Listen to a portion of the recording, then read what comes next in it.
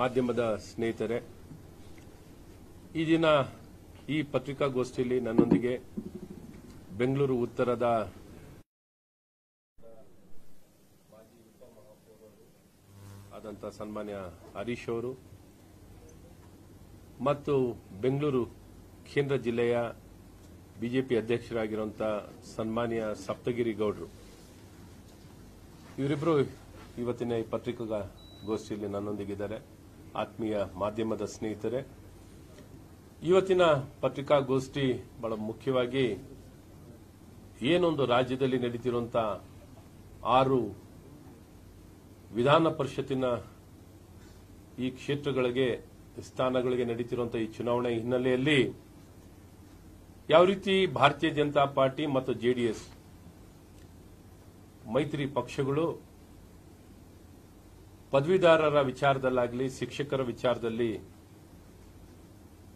ಹೇಗೆ ಪರಿಣಾಮಕಾರಿಯಾಗಿ ಕೇಂದ್ರದಲ್ಲಿ ಮತ್ತು ರಾಜ್ಯದಲ್ಲಿ ಶಿಕ್ಷಕರ ಪರವಾಗಿ ಮತ್ತು ಪದವೀಧರರ ಪರವಾಗಿ ಹಲವಾರು ಸುಧಾರಣೆಗಳನ್ನು, ಪ್ರಗತಿಯನ್ನ, ಹೊಸ ನೂತನ ಕಾಯ್ದೆ ಕಾನೂನುಗಳನ್ನು ತಂದು ಅವ್ರಿಗೆ ಅತಿ ಹೆಚ್ಚಿನ ರೀತಿ ಉತ್ತೇಜನ ಮತ್ತು ಒಳ್ಳೆ ಭವಿಷ್ಯ ರೂಪಿಸಿಕೊಳ್ಳುವ ರೀತಿಯಲ್ಲಿ ಯಾವ ರೀತಿ ಅವಕಾಶಗಳನ್ನು ನಿರ್ಮಾಣ ಮಾಡಿದ ಬಗ್ಗೆ ಸಂಕ್ಷಿಪ್ತವಾಗಿ ಹೇಳುವಂತ ಒಂದು ಪ್ರಯತ್ನವನ್ನು ಮಾಡ್ತೀನಿ. ಆದ್ಮೇಲೆ ಏನೊಂದು ನಮ್ಮ ಸಮಾಜ ಸನಾತನ ಕಾಲದಿಂದಲೂ ಗುರುಕುಲ ವ್ಯವಸ್ಥೆಯಲ್ಲಿ ಏನೊಂದು ಶಿಕ್ಷಣಕ್ಕೆ ಅತಿ ಹೆಚ್ಚಿನ ಆದ್ಯತೆ ಕೊಟ್ಟಂತ ಒಂದು ಸಮಾಜ. ಹಾಗಾಗಿ ಶಿಕ್ಷಣವನ್ನೇ ಒಂದು ಬಲವಾಗಿ ನಂಬಿ ಒಂದು ಗುಣಮಟ್ಟದ ಶಿಕ್ಷಣವನ್ನು ಕೊಡಬೇಕು. ಸಂಖ್ಯೆ ಒಂದು ಆಧಾರಿತ ಆಗಿದ್ರೆ, ಸಂಖ್ಯೆ ಒಂದು ಭಾಗವಾಗಿದ್ರೆ ಗುಣಮಟ್ಟದ ಶಿಕ್ಷಣ ಬಹಳ ಪ್ರಮುಖವಾಗಿರುತ್ತೆ. ಸಮಾಜದಲ್ಲಿ ಇವತ್ತು 108 ಸಮಸ್ಯೆಗಳನ್ನು ಎದುರಿಸ್ತಾ ಇದ್ದೀವಿ. ಇವತ್ತು ಕ್ಲೈಮೇಟ್ ಚೇಂಜ್ ಇಂದ ಹಿಡಿದು ಬದಲಾಗ್ತಿರುವಂತಹ ತಂತ್ರಜ್ಞಾನದಲ್ಲಿ ಆವಿಷ್ಕಾರಗಳು, ಇವೆಲ್ಲ ಸಾಕಷ್ಟು ಸಮಸ್ಯೆ ಮತ್ತು ಸವಾಲುಗಳನ್ನು ಒಡ್ಡುತ್ತಿದೆ ಮತ್ತು ಇಡೀ ವಿಶ್ವದ ಜೊತೆಯಲ್ಲಿ ಸ್ಪರ್ಧೆ ಮಾಡ್ತಿದ್ವಿ. ಹಾಗಾಗಿ ಗುಣಮಟ್ಟದ ಶಿಕ್ಷಣವನ್ನು ಕೊಡಬೇಕಾದ್ರೆ ಶಿಕ್ಷಕರ ಪಾತ್ರ ಬಹಳ ದೊಡ್ಡದಿರುತ್ತೆ ಮತ್ತು ನೀತಿಯ ಆಡಳಿತದ ನೀತಿ ಬಹಳ ದೊಡ್ಡ ಪಾತ್ರ ವಹಿಸುತ್ತೆ. ಶಿಕ್ಷಕನ ಮತ್ತು ಶಿಕ್ಷಕರ ಬಗ್ಗೆ ಕಾಳಜಿಯನ್ನು ವಹಿಸದೆ ಆಡಳಿತವನ್ನು ಮಾಡಿದಂಥವರು ಕಾಂಗ್ರೆಸ್ ಪಕ್ಷರು. ಆದರೆ ಭಾರತೀಯ ಜನತಾ ಪಾರ್ಟಿ ಇವತ್ತು ಬಹಳ ಪರಿಣಾಮಕಾರಿಯಾಗಿ ಶಿಕ್ಷಕರ ಪರವಾಗಿ ಹಲವಾರು ಸುಧಾರಣೆಗಳನ್ನ ಅನುದಾನಿತ ಸಂಸ್ಥೆಗಳಲ್ಲಿ ಭರ್ತಿ ಮಾಡೋದನ್ನ ಕಾಂಗ್ರೆಸ್ ಅವಧಿಯಲ್ಲಿ ಕಡಿವಾಣವನ್ನು ಮಾಡಿಬಿಟ್ಟಿತ್ತು.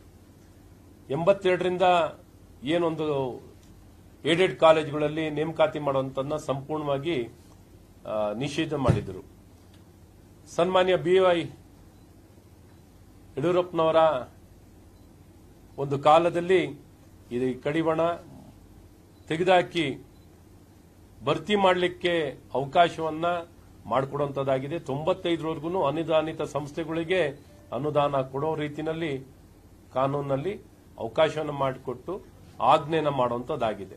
ಹಾಗಾಗಿ ಎಲ್ಲೊಂದು ಕಡೆ ಖಾಸಗಿ ಶಿಕ್ಷಣ ಸಂಸ್ಥೆ ಮತ್ತು ಸರ್ಕಾರಿ ಸಂಸ್ಥೆಗಳಲ್ಲಿ ಏನೊಂದು ಟೀಚಿಂಗ್ ಪೋಸ್ಟ್ ಮತ್ತು ನಾನ್ ಟೀಚಿಂಗ್ ಪೋಸ್ಟ್ ಅನ್ನ ಸಂಪೂರ್ಣವಾಗಿ ಕಡಿವಾಣ ಹಾಕುವಂತದ್ದಾಗಿತ್ತು. ಇವತ್ತು ಅದಕ್ಕೆ ಅವಕಾಶವನ್ನು ಮಾಡಿಕೊಟ್ಟಿದ್ದು ಭಾರತೀಯ ಜನತಾ ಪಾರ್ಟಿನ ಮತ್ತು ನೇಮಕಾತಿ ಮಾಡಲಿಕ್ಕಾಗಲಿ, ಇವತ್ತು ಜ್ಞಾನ ಆಯೋಗವನ್ನ ಪ್ರಾರಂಭ ಮಾಡಿದ್ದೇ ಆಗಲಿ, ಶಿಕ್ಷಣದಲ್ಲಿ ಹಲವಾರು ಸುಧಾರಣೆಗಳನ್ನ ತಂದಿದ್ದಾಗಲಿ, ರಾಷ್ಟ್ರೀಯ ಶಿಕ್ಷಣ ನೀತಿ 3ನೇ ರಾಷ್ಟ್ರೀಯ ಶಿಕ್ಷಣ ನೀತಿಯನ್ನ ತರೋ ಮೂಲಕ ಒಂದು ದೊಡ್ಡ ಸಂಚಲನ ಮತ್ತು ಒಂದು ದೊಡ್ಡ ಸುಧಾರಣೆಯನ್ನ ಇಡೀ ದೇಶದಲ್ಲಿ ತರುವಂತದ್ದಾಗಿತ್ತು. ಈಗಾಗಲೇ 2 ರಾಷ್ಟ್ರೀಯ ಶಿಕ್ಷಣ ನೀತಿ ಬಂದಿತ್ತು. ಶಿಕ್ಷಣ ಅನ್ನುವಂಥದ್ದು ಕನ್ಕರೆಂಟ್ ಸಬ್ಜೆಕ್ಟ್ ಅಲ್ಲಿದೆ. ಈ ಕನ್ಕರೆಂಟ್ ಸಬ್ಜೆಕ್ಟ್ ನಲ್ಲಿ ಇದೆ ಅನ್ನುವಂಥದ್ದನ್ನು ಸಹ ಅರ್ಥ ಮಾಡಿಕೊಂಡಿಲ್ಲ ರಾಜ್ಯ ಸರ್ಕಾರ. ಸ್ಟೇಟ್ ಲಿಸ್ಟ್ ಅಲ್ಲಿ ಇದೆ ಅಂತ ಪ್ರಮುಖ ಸ್ಥಾನದಲ್ಲಿರುವಂತಹ ವ್ಯಕ್ತಿಗಳೇ ಇಂಥ ಹೇಳಿಕೆಗಳನ್ನ ಕೊಡ್ತಾ ಇದ್ದಾರೆ. ಹಾಗಾಗಿ ಇವತ್ತು ಈ ಕನ್ಕರೆಂಟ್ ಲಿಸ್ಟ್ ಅಲ್ಲಿ ಇರುವಂತದನ್ನ ನಮ್ಮ ಇದುವರೆಗೂ ಸಂಖ್ಯೆಯಲ್ಲಿ ನಾವು ಮಾತಾಡ್ತಿದ್ವು, ಇಷ್ಟು % ಲಿಟ್ರೇಟ್, ಇಷ್ಟು % ಲಿಟ್ರೇಟ್ ಅಂತಿದ್ದು. ಆದ್ರೆ ಗುಣಮಟ್ಟ ಅಂತ ಬಂದಾಗ ನಾವೆಲ್ಲೋ ಒಂದ್ ಕಡೆ ಬಹಳ ಹಿಂದೆ ಇದ್ದು, ಕೌಶಲ್ಯತೆ ಕೊಡೋದ್ರಲ್ಲಾಗ್ಲಿ, ಗುಣಮಟ್ಟದ ಶಿಕ್ಷಣ ಕೊಡೋದ್ರಲ್ಲಿ ಇದನ್ನ ಆದ್ಯತೆಯನ್ನು ಕೊಟ್ಟು ನಮ್ಮೆಲ್ಲರ ನೆಚ್ಚಿನ ಪ್ರಧಾನಮಂತ್ರಿಗಳಾದಂತಹ ನರೇಂದ್ರ ಮೋದಿ ಅವರು ಇದನ್ನು ಬಹಳ ಸ್ಪಷ್ಟವಾಗಿ ಅರ್ಥ ಮಾಡಿಕೊಂಡು ನಮ್ಮ ಸಮಾಜದ ಜನಸಂಖ್ಯೆನೇ ನಮ್ಮ ಆಸ್ತಿ ಅಂತ ನಾವು ನಂಬಿದ್ದೀವಿ. ಈ ಆಸ್ತಿ ಅಂತ ನಂಬಿದಂತ ವ್ಯಕ್ತಿಗಳಿಗೆ ಬರೀ ಮಾತಿನಲ್ಲಿ ಹೇಳಿದ್ರೆ ಸಾಲಲ್ಲ.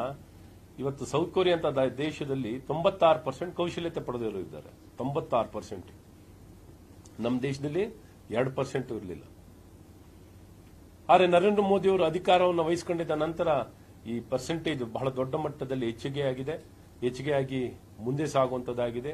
ಇವತ್ತು ವಿದ್ಯಾವಂತರಾಗಿರ್ತೀರಾ, ಆದರೆ ಕೌಶಲ್ಯತೆ ಉದ್ಯೋಗವನ್ನು ಪಡೀಲಿಕ್ಕೆ ಕೌಶಲ್ಯತೆ ಇರ್ತಿರ್ಲಿಲ್ಲ. NSQF-ಗೆ ಅಲೈನ್ ಮಾಡಿ ಇವೆಲ್ಲ ಸುಧಾರಣೆಗಳನ್ನ ಬಹಳ ಪ್ರಮುಖವಾಗಿ ತರುವಂತದ್ದಾಗಿದೆ. ಮತ್ತು ಅಧಿಕೃತವಾಗಿ ಶಾಲಾ ಶಿಕ್ಷಣ ಸರ್ಕಾರದಲ್ಲಿ ಶಾಲೆಗಳಲ್ಲಿ 6ನೇ ವಯಸ್ಸಿನಿಂದ ಪ್ರಾರಂಭ ಆಗ್ತಿತ್ತು. ಇವತ್ತು ಈ ರಾಷ್ಟ್ರೀಯ ಶಿಕ್ಷಣ ನೀತಿಯಲ್ಲಿ 3ನೇ ವಯಸ್ಸಿನಿಂದನೇ ಪ್ರಾರಂಭ ಆಗುತ್ತೆ. ಈ 3ನೇ ವಯಸ್ಸಿನಿಂದ ಪ್ರಾರಂಭ ಮಾಡೋದು ಏಕೆ ಮುಖ್ಯ ಅಂದ್ರೆ ವೈಜ್ಞಾನಿಕವಾಗಿನೂ 3ನೇ ವಯಸ್ಸಿನಿಂದ 6ನೇ ವಯಸ್ಸವರೆಗೂ 85% ಮೆದುಳು ಬೆಳವಣಿಗೆ ಆಗುವಂತ ವಯಸ್ಸು. ಅಂತ ವಯಸ್ಸನ್ನೇ ಬಿಟ್ಟಾಗ ಗುಣಮಟ್ಟದ ಶಿಕ್ಷಣವನ್ನು ಎಲ್ಲಿ ಪಡೀಲಿಕ್ಕೆ ಸಾಧ್ಯವಾಗುತ್ತೆ? ಇವತ್ತು ರಾಷ್ಟ್ರೀಯ ಶಿಕ್ಷಣ ನೀತಿ ಅನ್ನುವಂಥದ್ದು ಬರೀ ರಾಜಕೀಯ ಪ್ರೇರಿತವಾಗಿ ವಿರೋಧಿಸಿರುವಂತವರು ಕಾಂಗ್ರೆಸ್ ಸರ್ಕಾರದವರು, ಕಾಂಗ್ರೆಸ್ ಪಕ್ಷದವರು. ಯಾವ ಒಂದು ವೈಜ್ಞಾನಿಕವಾಗಿ ಚರ್ಚೆ ವಿಮರ್ಶೆವಿಲ್ಲದೆ ಏಕಾಏಕಿ ರಾಷ್ಟ್ರೀಯ ಶಿಕ್ಷಣ ನೀತಿಯನ್ನ ನಾವು ತೆಗೆದಾಕ್ತೀವಿ, ಸ್ಕ್ರಾಪ್ ಮಾಡ್ತೀವಿ, ರಾಜ್ಯ ಶಿಕ್ಷಣ ನೀತಿಯನ್ನ ತರ್ತೀವಿ, ಸ್ಟೇಟ್ ಎಜುಕೇಷನ್ ಪಾಲಿಸಿಯನ್ನು ತರ್ತೀವಿ, ಕೇವಲ ಒಂದು 4-6 ಜನ ಸೇರ್ಕೊಂಡು ಈ ರೀತಿ ಮನ ಬಂದಂತೆ ನಿಲುವನ್ನು ತಗೊಂಡಿದ್ದಾರೆ. ಇವರು ಯಾವ ರೀತಿ ಶಿಕ್ಷಣ ಮತ್ತು ಶಿಕ್ಷಕರ ಪೂರಕವಾಗಿ ಇರಲಿಕ್ಕೆ ಸಾಧ್ಯವಿದೆ? ಶಿಕ್ಷಣ ವಿರೋಧಿಗಳು ಶಿಕ್ಷಣದಲ್ಲಿ ಗುಣಮಟ್ಟವನ್ನು ಹೆಚ್ಚಿಸುವಂತ ಯಾವುದೇ ಪ್ರಯತ್ನಗಳನ್ನ ಮಾಡದಂತಹ ಸರ್ಕಾರನೇ ಈ ಕಾಂಗ್ರೆಸ್ ಸರ್ಕಾರ. ಯಾವ ಒಬ್ಬ ವಿದ್ಯಾವಂತನಿಗೆ ಅಥವಾ ಯುವಕರಿಗೆ ಉದ್ಯೋಗ ನಿರ್ಮಾಣ ಮಾಡೋದ್ರಲ್ಲಿ ಸಂಪೂರ್ಣವಾಗಿ ವಿಫಲರಾಗಿದ್ದಾರೆ. ಬರೀ ಮೋದಿಯವರು ಉದ್ಯೋಗ ನಿರ್ಮಾಣ ಮಾಡುವಂತ ಕೆಲಸ ಮಾಡ್ತಿದ್ದಾರೆ. ಆದರೆ ಇವರು ರಾಜ್ಯ ಸರ್ಕಾರದ ಜವಾಬ್ದಾರಿ ಹೆಚ್ಚಾಗಿರುತ್ತೆ. ಶಿಕ್ಷಣ ಕೊಡೋದ್ರಲ್ಲಾಗ್ಲಿ, ಉದ್ಯೋಗ ಕೊಡೋದ್ರಲ್ಲಾಗ್ಲಿ, ಕೌಶಲ್ಯತೆ ಕೊಡೋದಾಗ್ಲಿ, ಉದ್ಯೋಗದಾತರನ್ನ ಉತ್ತೇಜನ ಕೊಡೋದಾಗ್ಲಿ, ತಯಾರು ಮಾಡಲಿಕ್ಕಾಗ್ಲಿ, ಎಂಪ್ಲಾಯ್ಮೆಂಟ್ ಕ್ರಿಯೇಷನ್ ಮಾಡುವಂತ ವ್ಯಕ್ತಿಗಳನ್ನ ಉತ್ತೇಜನ ಕೊಡಬೇಕು, ಆಂಟ್ರಪ್ರಿನರ್ಶಿಪ್ಗೆ ಉತ್ತೇಜನವನ್ನು ಕೊಡಬೇಕು. ಇದ್ಯಾವುದು ಮಾಡಿಲ್ಲ. ಒಂದು ಪ್ಲಾಟ್ಫಾರ್ಮ್, ಒಂದು ಟೆಕ್ನಾಲಜಿ, ಒಂದು ಎನೇಬಲ್ಮೆಂಟ್, ಒಂದು ಫೆಸಿಲಿಟೇಷನ್, ಒಂದು ಪಾಲಿಸಿ, ಒಂದು ಆಲೋಚನೆ, ಇದ್ಯಾವುದು ಆಲೋಚನೆ ಇಲ್ಲದೆ ಬರೀ ಕೇವಲ ಬೆಳಗ್ಗೆದ್ದರೆ ಬಾಯಿಗೆ ಬಂದಂಗೆ ಮಾತಾಡೋದು, ಇಷ್ಟ ಬಂದಂಗೆ ಹೇಳಿಕೆ ಕೊಡೋದು, ಒಂದು ನಾವೇನ್ ಮಾಡ್ತೀವಿ ಅಂತ ಹೇಳುವಂತ ಭಾಷೆ ಸನ್ಮಾನ್ಯ ಸಿದ್ದರಾಮಯ್ಯನವ್ರಿಗಾಗ್ಲಿ ಅವ್ರ ಸರ್ಕಾರದಲ್ಲಿ ಯಾವ ಒಬ್ಬ ವ್ಯಕ್ತಿಗೂ ಇಲ್ಲ. ಈ ರೀತಿ ನಿರ್ದಿಷ್ಟವಾಗಿ ಕೆಲಸ ಮಾಡ್ತೀವಿ ಅಂತ ನಮ್ ಜನ ಅಧಿಕಾರ ಕೊಟ್ಟವ್ರೆ. ನಾವು ಯಾವ ರೀತಿ ಕೆಲಸ ಮಾಡಬೇಕು? ಬೆಳಗ್ಗೆ ಎದ್ರೆ ಗ್ಯಾರಂಟಿ ಹೇಳ್ತಾರೆ. ಗ್ಯಾರಂಟಿ ಬಿಟ್ರೆ ಇನ್ನೇನು ಗೊತ್ತಿಲ್ಲ. ಸರ್ಕಾರ ದುಡ್ಡನ್ನ ಹಸ್ತಾಂತರ ಮಾಡಕ್ಕೆ ಇವರು ದೊಡ್ಡ ಸಾಧನೆಗಾರರ? ಸರ್ಕಾರದ ದುಡ್ಡು ಹಸ್ತಾಂತರ ಮಾಡಲಿಕ್ಕೆ, ಟ್ಯಾಕ್ಸ್ ಪೇಯರ್ ಹಣವನ್ನ ವರ್ಗಾವಣೆ ಮಾಡಲಿಕ್ಕೆ ಇವರು ಬಹಳ ದೊಡ್ಡ ಸಾಧನೆಗಾರರ? ಏನಾರೋ ಒಂದು ಪರಿಹಾರ ಕೊಡುವಂಥದ್ದು, ಸುಧಾರಣೆ ಕೊಡುವಂಥದ್ದು, ಉತ್ತೇಜನ ಕೊಡುವಂಥದ್ದು, ಬೆಳವಣಿಗೆ ಕೊಡುವಂಥದ್ದು, ಗುಣಮಟ್ಟದ ಶಿಕ್ಷಣ ಕೊಡ್ತೀನಿ, ಸುಧಾರಣೆ ಮಾಡ್ತೀನಿ, ಈ ಭಾಷೆನಿಲ್ಲ. ಗುಣಮಟ್ಟದ ಆರೋಗ್ಯ ಸೇವೆ ಕೊಡ್ತೀನಿ, ಭಾಷೆ ಇಲ್ಲ. OPS ಕೊಡ್ತೀನಿ ಅಂದ್ರು, ಏನಾರು ಮಾತಿದ್ಯಾ? ಬರೀ 7th ಪೇ ಕಮಿಷನ್ ಕೊಡ್ಲಿಕ್ಕಾಗಿಲ್ಲ ಇವರಿಗೆ. ಇವತ್ತು 7th ಪೇ ಕಮಿಷನ್ ಅನ್ನೇ ಕೊಡ್ಲಿಕ್ಕೆ ವಿಫಲವಾಗಿರುವಂತಹ ಈ ಸರ್ಕಾರ ಈಗಾಗಲೇ ಸಾಲದ ಸುಳಿವಿನಲ್ಲಿ ಸರ್ಕಾರನ ತಗೊಂಡೋಗಿದ್ದಾರೆ. OPS ಸುಳ್ಳು ಭರವಸೆಯನ್ನ ಕೊಟ್ಟಿದ್ದಾರೆ. ಇವತ್ತು ಯಾವ ತರ OPS ಕೊಡ್ತಾರ? NPS ತಂದವ್ರು ಯಾರು? ಏನು NDA ಸರ್ಕಾರ ತಂದಿದ್ದ? NPS ತಂದವ್ರು ಯಾರು? ಇದೇ UPA ಸರ್ಕಾರ. ಯಾಕೆ ತಂದ್ರು ಅಂತ ಉತ್ತರ ಕೊಡ್ಬೇಕು ತಾನೆ ಇವರು. ಇವತ್ತು OPS ಕೊಡ್ತೀನಿ ಅಂತ ಹೇಳಿದಾರಲ್ಲ, ಎಲ್ಲಿ ತಂದಿದ್ದೀರಾ? 7ನೇ ಪೇ ಕಮಿಷನ್ನೇ ಕೊಡ್ಲಿಕ್ಕಾಗಿಲ್ಲ. ನೀವು OPS ಕೊಡೋಂತ ಪ್ರಶ್ನೆನೇ ಉದ್ಭವ ಆಗಲ್ಲ. ಬರೀ ಸುಳ್ಳಿನ ಸರ್ಕಾರ, ಬಂಡತನದ ಸರ್ಕಾರ. ಹಾಗಾಗಿ ಇವತ್ತು ಕೌಶಲ್ಯತೆ, ಯುವಕರ ಒಂದೇ ಒಂದು ಉದ್ಯೋಗ ನಿರ್ಮಾಣ ಕೇಳ್ತಿರ್ತಾರೆ. ಒಂದು ಉದ್ಯೋಗ ನಿರ್ಮಾಣ ಮಾಡುವಂತ ಒಂದೇ ಒಂದು ಅಭಿವೃದ್ಧಿ ಕೆಲಸ. ಸನ್ಮಾನ್ಯ ಸಿದ್ದರಾಮಯ್ಯನವರಿಗೆ ಹಣ ಹಸ್ತಾಂತರ, ಹಣ ವರ್ಗೀಕರಣ ಮಾಡೋದೇನೆ ಅಭಿವೃದ್ಧಿ, ಅದರಲ್ಲೂ ರಕ್ಷಣೆ. ಹಾಗಾಗಿ ಇದು ಬಿಟ್ರೆ ಬೇರೆ ಏನು ಗೊತ್ತಿಲ್ಲದಂತ ಇಂಥ ಸರ್ಕಾರ ಇವತ್ತು ಭ್ರಷ್ಟಾಚಾರದಲ್ಲಿ ತಾಂಡವಾಡ್ತಿರುವಂತಹ ಒಂದು ಸರ್ಕಾರ. ಭ್ರಷ್ಟಾಚಾರದಲ್ಲಿ ಸಂಪೂರ್ಣವಾಗಿ ತೊಡಗಿದ್ದಾರೆ. ಹಾಗಾಗಿ ಇವತ್ತು ಒಂದು ಸ್ಟಾರ್ಟ್ಅಪ್ ನಲ್ಲಾಗ್ಲಿ, ಸ್ಟ್ಯಾಂಡ್ ಅಪ್ ನಲ್ಲಾಗ್ಲಿ, ಮುದ್ರಾ ಯೋಜನೆ ಅಂತ ಒಂದು ಯೋಜನೆ ಕೊಡಿ ಸ್ವಾಮಿ. ನೀವು ಮುದ್ರಾ ಯೋಜನೆ ಅಂತ ಒಂದೇ ಒಂದು ಯೋಜನೆ, ಅದರಲ್ಲಿ 5% ಅಷ್ಟರ ಕೊಡಿ ಸಾಕು. NRLM, national rural livelihood mission ರೀತಿ ಅಂತ ಒಂದೇ ಒಂದು ಕಾರ್ಯಕ್ರಮ ಕೊಡಿ. ಅಥವಾ ಒಂದೇ ಒಂದು ಕಾರ್ಯಕ್ರಮ ವಿಶ್ವಕರ್ಮ ಯೋಜನೆ ಅಂತ ಒಂದೇ ಒಂದು ಯೋಜನೆ ಕೊಡಿ. ನೀವು ಯಾವುದೇ ನಿಗಮದಿಂದ ಅಂತ ಕೊಟ್ಟಂತ ಸಾಲಗಳು, ಒಬ್ಬನೇ ಒಬ್ಬ ವ್ಯಕ್ತಿಗೆ ಸಾಲ ಪಡ್ಕೊಂಡು ಒಂದು ಬ್ಯಾಂಕಿಂದ ಸಾಲ ತಗೊಂಡು ನಾನು ಈ ರೀತಿ ಒಂದು ಕೆಲಸಗಳನ್ನ ಮಾಡಿದ್ದೀನಿ, ಉದ್ಯೋಗ ನಿರ್ಮಾಣ ಮಾಡಿದ್ದೀನಿ, ಉದ್ಯೋಗ ಪಡ್ಕೊಂಡಿದ್ದೀನಿ, ಏನಾರು ಇದೆಯಾ? ಏನಾರು ನಿಮ್ಮ ಇದಕ್ಕೆ ಒಂದೇ ಒಂದು ಪಬ್ಲಿಕ್ ಸೆಕ್ಟರ್ ನೆಟ್ಟಿಗೆ ನಡೆಸಕ್ಕಾಗಿದೆ ನಿಮಗೆ? ಒಂದು ಉದ್ಯೋಗ ನಿರ್ಮಾಣ ಮಾಡ್ಲಿಕ್ಕಾಗಿದೆ ನಿಮ್ಮ ಕೈಯಲ್ಲಿ? ಏನೂ ಮಾಡ್ಲಿಕ್ಕಾಗಿಲ್ಲ. ಹಾಗಾಗಿ ಶಿಕ್ಷಕರ ವಿರೋಧಿ, ಶಿಕ್ಷಣ ವಿರೋಧಿಗಳು, ಗುಣಮಟ್ಟದ ಶಿಕ್ಷಣ ಬಡವರ ಮಕ್ಕಳನ್ನ ಹಳ್ಳಕ್ಕೆ ತೆಳೆದು ಅಗಲೊತ್ತಲ್ಲಿ ಬಾವಿಗೆ ತಿಳಿದಂತ ಸರ್ಕಾರ ಏನಾರಿದೆ, ಇದು ಕಾಂಗ್ರೆಸ್ ಸರ್ಕಾರ. ಇವ್ರ ಮಕ್ಕಳನ್ನೆಲ್ಲ ಸಿಬಿಎಸ್ಇ ಸ್ಕೂಲು, ಇವ್ರ ಮಕ್ಕಳನ್ನೆಲ್ಲ ಐಸಿಎಸ್ಇ ಸ್ಕೂಲು, ಇವ್ರ ಮಕ್ಕಳನ್ನೆಲ್ಲ ಇಂಟರ್ನ್ಯಾಷನಲ್ ಸ್ಕೂಲು, ಇವ್ರ ಮಕ್ಕಳನ್ನೆಲ್ಲ ವಿದೇಶದಲ್ಲಿ. ಆದ್ರೆ ಇವರು ಸರ್ಕಾರಿನಲ್ಲಿ ರಾಷ್ಟ್ರೀಯ ಶಿಕ್ಷಣ ನೀತಿಯನ್ನ ಈ ಸರ್ಕಾರಿ ಮಕ್ಕಳಿಗೆ ಸಿಗಲ್ಲ. ದ್ವಂದ್ವ ನೀತಿ. ನಿಮ್ಮ ಮಕ್ಕಳನ್ನು ಓದಿಸಿ ಸರ್ಕಾರಿ ಶಾಲೆಯಲ್ಲಿ. ನೀವು ಬಹಳ ಗುಣಮಟ್ಟದ ಶಿಕ್ಷಣ ಕೊಡ್ತೀನಿ, ಬಡವರ ಪರವಾಗಿದ್ವಿ ಅಂತ ಹೇಳ್ತಿರಲ್ಲ. ಬಡವರ ವಿರೋಧಿಗಳಂದ್ರೆ ಕಾಂಗ್ರೆಸ್ನವರು ಬಹಳ ಸ್ಪಷ್ಟವಾಗಿ ಅರ್ಥ ಆಗುತ್ತೆ. ಸಮಾಜದಲ್ಲಿ ಬದಲಾಗ್ತಿರುವಂತಹ ಎಲ್ಲಾ ಸಮಸ್ಯೆಗೂ ಪರಿಹಾರ ಇರೋದು ಶಿಕ್ಷಣದಲ್ಲಿ. ಆ ಶಿಕ್ಷಣ ಕೊಡುವಂತವರು ಶಿಕ್ಷಕರು.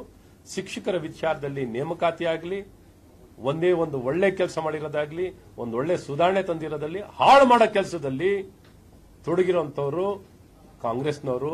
ಇವತ್ತು ಸಿಇಟಿ ಪರೀಕ್ಷೆ ವಿಚಾರದಲ್ಲಾಗ್ಲಿ, ಅಥವಾ 5ನೇ ಕ್ಲಾಸು, 7ನೇ ಕ್ಲಾಸು, 8ನೇ ಕ್ಲಾಸು, 9ನೇ ಕ್ಲಾಸ್ ಪಬ್ಲಿಕ್ ಎಕ್ಸಾಮ್ ಮಾಡೋದ್ರಲ್ಲೂ ಗೊಂದಲ, ಸಮಸ್ಯೆ. ಎಲ್ಲಿ ನೋಡಿದ್ರು ಅಲ್ಲೇ, ಎಲ್ಲೋದ್ರೂ ಸಮಸ್ಯೆ ನಿರ್ಮಾಣ ಮಾಡಿಕೊಂಡು ಶಿಕ್ಷಣ ವಾತಾವರಣನೇ ಸಂಪೂರ್ಣವಾಗಿ ಹದಗೆಡಿಸಿದ್ದಾರೆ.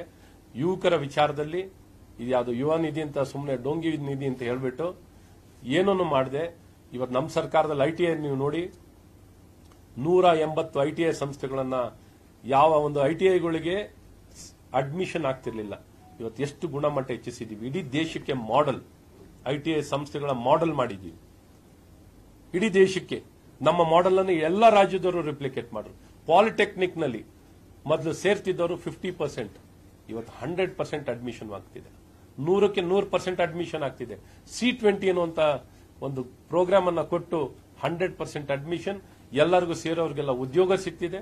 ಇವತ್ತು ಐಟಿಐನಲ್ಲಿ ಸೇರೋರಿಗೆ ಉದ್ಯೋಗ ಸಿಗ್ತಿದೆ, ಪಾಲಿಟೆಕ್ನಿಕ್ ಸೇರೋರಿಗೆ, ಜಿಟಿಟಿಸಿ, ಕೆಜಿಟಿಟಿಐ, ಇಂಜಿನಿಯರಿಂಗ್ ನಲ್ಲಿ ಈ ರೀತಿ ಇವತ್ತು ಗುಣಮಟ್ಟವನ್ನ ಹೆಚ್ಚಿಸುವಂತದ್ದು. ಮತ್ತೆ ಎಲ್ಲಾ ಸರ್ಕಾರಿ ಡಿಗ್ರಿ ಕಾಲೇಜುಗಳನ್ನ 87% ಅಕ್ರಿಡೇಷನ್ ಕೊಡಿಸಿದ್ವಿ. 87% ಒಂದೇ ವರ್ಷದಲ್ಲಿ ಇಡೀ ದೇಶದಲ್ಲಿ ಇತಿಹಾಸ ನಿರ್ಮಾಣ ಮಾಡಿರುವಂತದ್ದು.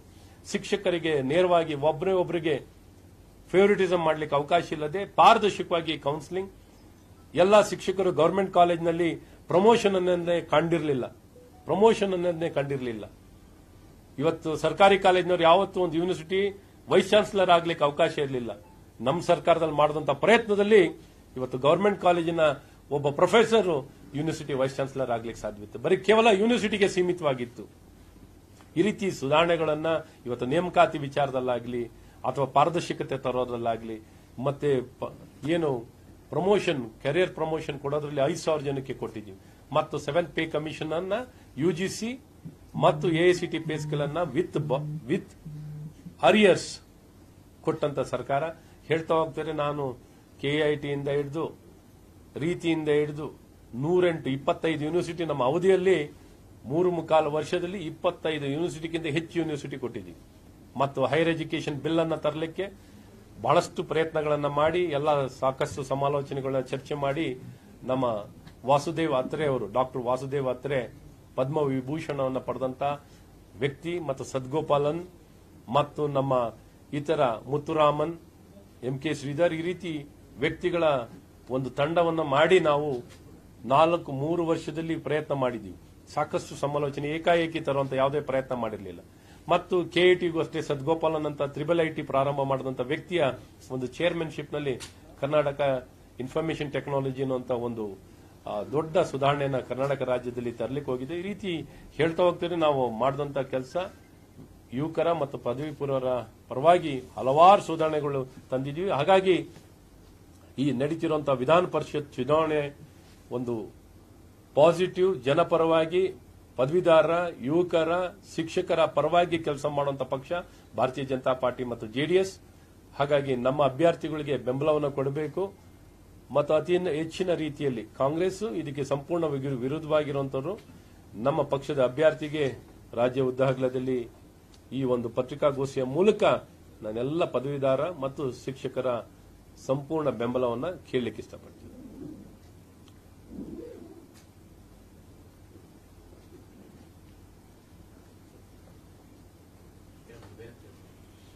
ಕೇಳಿ. ಅಧಿಕಾರಿ ಆತ್ಮಹತ್ಯೆ ಮಾಡಿಕೊಂಡು 3 ದಿನ ಆದ್ರೂ ಕೂಡ ಬಿಜೆಪಿ ಜೋರಾಗಿ ಹೋರಾಟವನ್ನ ಮಾಡ್ತಾ ಇಲ್ಲ. ಅವತ್ತು ಈಶ್ವರಪ್ಪ ಅವರ ಮೇಲೆ ಹೋರಾಟ ಮಾಡುವಂತ ಕಾಂಗ್ರೆಸ್ ಅವರ ಸಚಿವ ಸ್ಥಾನವನ್ನು ವಾಪಸ್ ಪಡೆಯಿತು. ಬಿಜೆಪಿ ಯಾಕೆ ಸೈಲೆಂಟ್ ಆಗಿದೆ ಅಂತ ಪ್ರಶ್ನೆಗಳನ್ನ ಇವತ್ತು ಎಲ್ಲರೂ ಕೇಳ್ತಾ ಇದ್ದಾರೆ. ನೋಡಿ, ಮೊನ್ನೆ ನಡೆದಂತ ಇದು ಘಟನೆ, ಮೊನ್ನೆ ನಡೆದಂತ ಈ ಘಟನೆಯನ್ನ ತಕ್ಷಣವೇ ಮೊನ್ನೆನೆ ಏನೊಂದು ಕೋಲಾರ್ನಲ್ಲಿ ನಡೆದಂತ ಕಾರ್ಯಕ್ರಮದಲ್ಲೇ ಅಲ್ಲೇನೆ ಈ ವಿಷಯವನ್ನ ಪ್ರಸ್ತಾಪನೆ ಮಾಡುವಂತದ್ದಾಗಿದೆ ಮತ್ತು ಬಹಳ ಪರಿಣಾಮಕಾರಿಯಾಗಿ ನಿನ್ನೆನೂ ಸಹ ನಮ್ಮ ಪ್ರತಿಪಕ್ಷದ ನಾಯಕರು ಈ ವಿಚಾರದಲ್ಲಿ ಬಹಳ ಪ್ರಬಲವಾಗಿ ಮಾತಾಡಿದ್ದಾರೆ. ಇವತ್ತೆಲ್ಲ ಬೇರೆ ನಮ್ಮ ರಾಜ್ಯ ಬಿಜೆಪಿ ಅಧ್ಯಕ್ಷರಾದಂತಹ ಸನ್ಮಾನ್ಯ BY ವಿಜಯೇಂದ್ರವರಾಗ್ಲಿ, ಸದಾನಂದಗೌಡರಾಗ್ಲಿ ಎಲ್ಲರೂ ಇವತ್ತು ಮಾತಾಡುವಂತಾಗಿದೆ.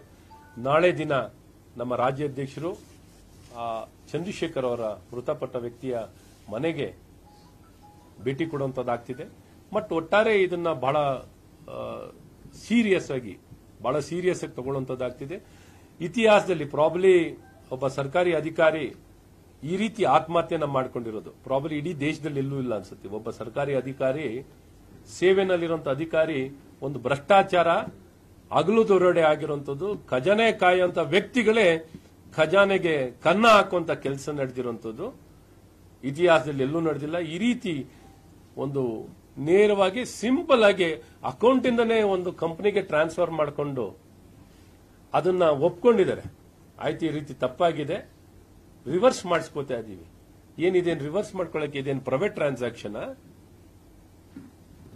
ನೋಡಿ, ಇನ್ನೂ ಕೇಸನ್ನ ದಾಖಲೆ ಮಾಡ್ದೇನೆ, ಯಾರನ್ನು ಬಂಧಿಸದೇನೆ ಒಂದು FIR ಫೈಲ್ ಮಾಡ್ತಾ ಯಾವ ರೀತಿ FIR ಅನ್ನ ನೇರವಾಗಿ ಆಪಾದನೆಯನ್ನ ಮಂತ್ರಿಗಳ ಮೇಲೆ ಮಾಡಿದ್ದಾನೆ. ಆ ಮಂತ್ರಿ ಮೇಲೆ FIR ಬಿಡಿ, ಬಂಧಿಸೋ ಕೆಲಸ ಬಿಡಿ, ನೆಕ್ಸ್ಟ್ FIR ಸಹ ಮಾಡಿಲ್ಲ. FIR ಅನ್ನ ಮಾಡದೆ ಅಬೇಟ್ಮೆಂಟ್ ಆಫ್ ಸೂಸೈಡ್ ಆಗಿರುವಂತದ್ದು. FIR ಅನ್ನು ಫೈಲ್ ಮಾಡಲಿಕ್ಕೆ ಎಲ್ಲಿ ಹೋಗಿದೆ ಧ್ವನಿ? ಸನ್ಮಾನ್ಯ ಸಿದ್ದರಾಮಯ್ಯನವ್ರದ್ದು, ಸನ್ಮಾನ್ಯ DK ಸಾಕ್ಷಿ ಹೇಳಿದೆ ಅಂತ. ಈ ಆರ್ಥಿಕ ಸಚಿವರು ಯಾರು? ಹೆಂಗ್ ಒಂದು ಬ್ಯಾಂಕ್ ಅಕೌಂಟ್ FD ಪರ್ಮಿಷನ್ ಇಲ್ಲದೆ ಓಪನ್ ಆಗುತ್ತೆ? ನನಗೆ ಗೊತ್ತಿಲ್ಲಪ್ಪ. ನಾನಂತೂ ಸರ್ಕಾರದಲ್ಲಿ ಯಾವ ಅಕೌಂಟ್ ಓಪನ್ ಆಗಬೇಕು ಅಂದ್ರೆ FD ಪರ್ಮಿಷನ್ ಇಲ್ಲದೆ ಒಂದು ಅಕೌಂಟ್ ಓಪನ್ ಲಿಕ್ಕೆ ಸಾಧ್ಯವಿಲ್ಲ. ಈ ನೇರವಾಗಿ ಆಪಾದನೆ ಮುಖ್ಯಮಂತ್ರಿಗಳ ಮೇಲೆ ಹೋಗುತ್ತೆ. ಈ ಭ್ರಷ್ಟಾಚಾರ, ಅದೇನು ಹೇಳಿದೆ, ಈ ಭ್ರಷ್ಟಾಚಾರದ ಸರ್ಕಾರ ಇತಿಹಾಸದಲ್ಲಿ ಹಿಂಗೆ ನೇರವಾಗಿ ಲೂಟಿ ಹೊಡೆದಂತ ಒಂದು ಸರ್ಕಾರ ಅಂದ್ರೆ ಈ ಸರ್ಕಾರ. ಬಾರಿನೂ ಪರ್ಸೆಂಟೇಜ್ ಏನು ಆಪಾದನೆ, ಪ್ರತಿನಿತ್ಯ ಆಪಾದನೆ ಬರ್ತಿತ್ತು. ಇವತ್ತು ನೇರವಾಗಿ ಸಾಕ್ಷಿ, ಬೇರೆದ್ರಲ್ಲೂ ಸಾಕ್ಷಿ, ಎಲ್ಲದರಲ್ಲೂ ಸಾಕ್ಷಿ ಇದೆ. ಇವತ್ತೆಲ್ಲ ಗುತ್ತಿಗೆದಾರರು ಆಪಾದನೆ ಮಾಡ್ತಿದ್ರು, ಇಷ್ಟು ಪರ್ಸೆಂಟೇಜ್ ಕೇಳ್ತಾರೆ, ಅದು ಕೇಳ್ತಾರೆ, ಇಷ್ಟು ಕೇಳಿಸ್ತಾರೆ, ಈ ಸಮಸ್ಯೆ ಮಾಡ್ತಾರೆ, ಆ ಸಮಸ್ಯೆ ಮಾಡ್ತಾರೆ, ಆರ್ಮ್ ಟ್ವಿಸ್ಟಿಂಗು. ಕೆಲವು ದಿನ ಪೇಮೆಂಟ್ ಮಾಡಿಬೇಡಿ ಅಂದ್ರು, ತಿರ್ಗಾ ಪೇಮೆಂಟ್ ಮಾಡಿ ಅಂದ್ರು, ಸೆಟಲ್ಮೆಂಟ್ ಆದ್ಮೇಲೆ ಪೇಮೆಂಟ್, ಸೆಟಲ್ ಮುಂಚೆ ಪೇಮೆಂಟ್ ಇಲ್ಲ. ಈ ರೀತಿ ಅಭಿವೃದ್ಧಿಯನ್ನೇ ಮಾಡದೆ ಲೂಟಿ ಮಾಡಿದಂತವ್ರು ಯಾರಿದ್ರೆ ಇವರೇ.